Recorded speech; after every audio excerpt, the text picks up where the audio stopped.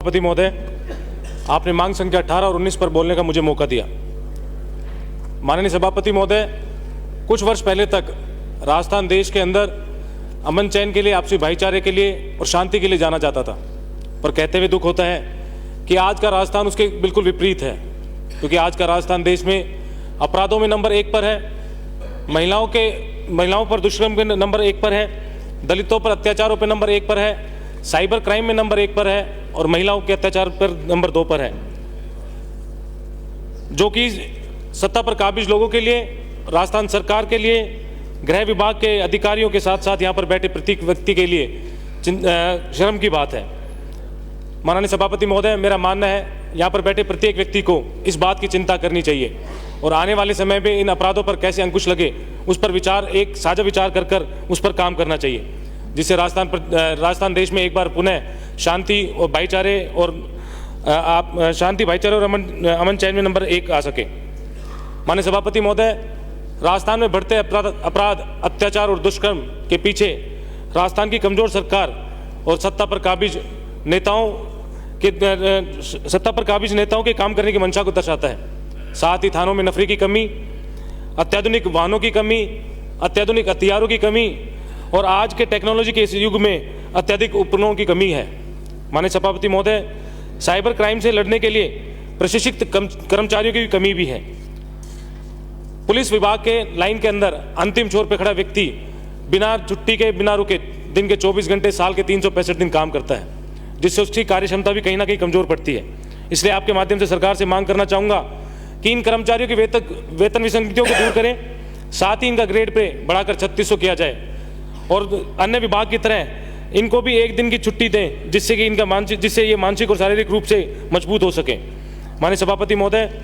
आपके माध्यम से सरकार से मांग करना चाहूँगा कि थानों में जो नफरी की कमी है उसको पूरा किया जाए, थानों में अत्याधुनिक वाहन उपलब्ध कराए जाए, थानों के अंदर अत्याधुनिक हथियार उपलब्ध कराए जाएं और साथ ही आबादी के हिसाब से, क्षेत्रफल के हिसाब से थानों के अंदर पद भी बढ़ाए जाएं।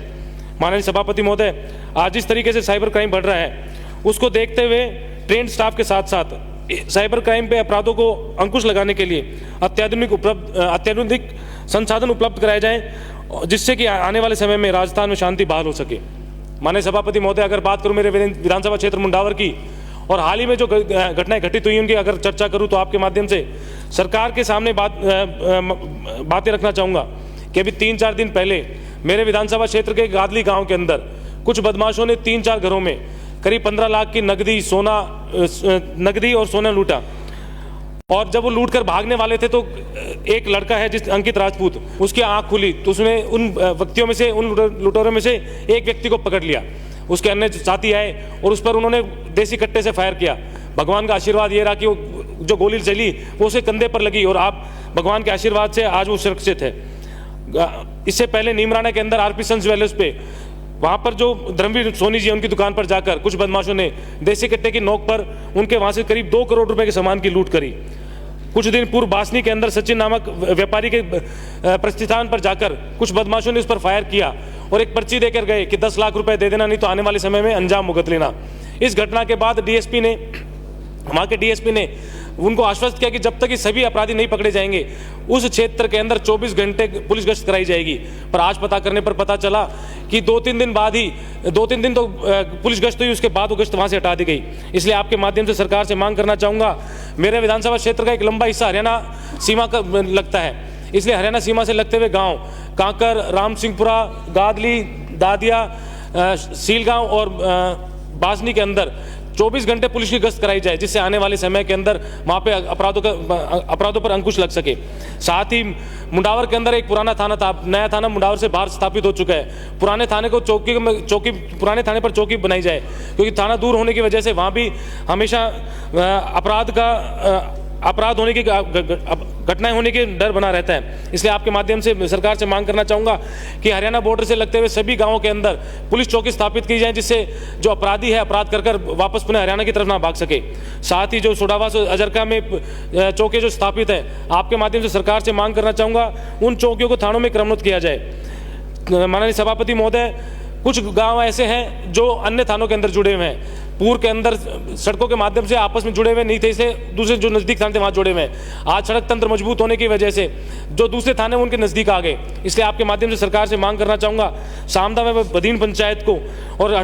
हटुंडी पंचायत के गाँव चूटला को हरसौरा थाने से हटाकर मुंडावर और ततारपुर के अंदर जोड़ा जाए। साथ ही मातौर को खैरतल से हटाकर ततारपुर थाने में जोड़ा जाए और कुतिना पंचायत को मानन थाने से हटाकर शाहजहाँपुर थाने में जोड़ा जाए। माननीय सभापति महोदय, मेरे विधानसभा क्षेत्र के 3 मुख्य कस्बे हैं, मुंडावर, शाहजहाँपुर और नीमराना। 2 कस्बों में तो बड़े औद्योगिक क्षेत्र भी हैं और वहाँ पर भारी वाहनों का आवागमन भी बहुत अधिक है। इसलिए आपके माध्यम से सरकार से मांग करना चाहूँगा कि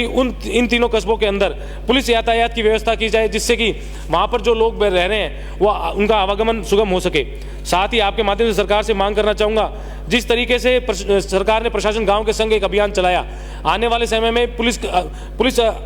पुलिस आपके संग भी एक अभियान चलाए, जिससे पुलिस महकमा आम आदमी से, आम व्यक्ति से जुड़ सके और जो उसकी समस्याएं हैं वो सुन सके और आने वाले समय में उन समस्याओं का समाधान कर सके। इसलिए आपके माध्यम से सरकार से मांग करना चाहूँगा कि आने वाले समय में पुलिस आपके संग अभियान चलाकर जो अपराध हैं और जो अपराधी हैं उन पर अंकुश लगाएं और आने वाले समय के अंदर अभियान चलाकर सभी को सुरक्षा मुहैया कराएं। आपने मुझे बोलने का अवसर दिया, आपका बहुत बहुत धन्यवाद।